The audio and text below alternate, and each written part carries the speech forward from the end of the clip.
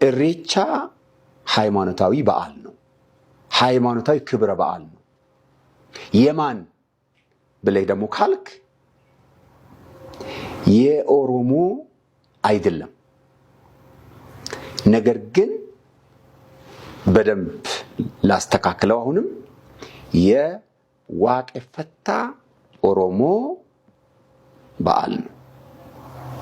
ኦሮሞ እኮ ኦርቶዶክስ አለ፣ ሙስሊም አለ፣ ፕሮቴስታንት አለ።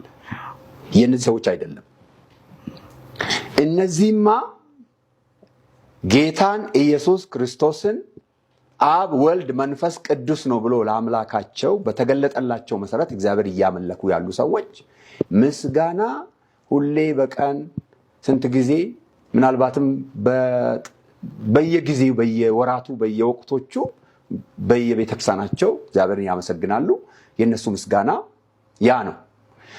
ለዋቄፈታዎቹ ግን በሃይማኖቱ ድንጋጌ መሰረት በአመት 2 ጊዜ የሚያረጉት የምስጋና በዓል ለነሱ በራሳቸው ስርዓት በኩል ለዋቃቸው ለሚያመልኩት አምላክ ዋቃ ላሉት አምላክ ለጥቁሩ አምላክ ወይም ደግሞ ለምጡቅ አምላክ ምስጋና ያቀርባሉ።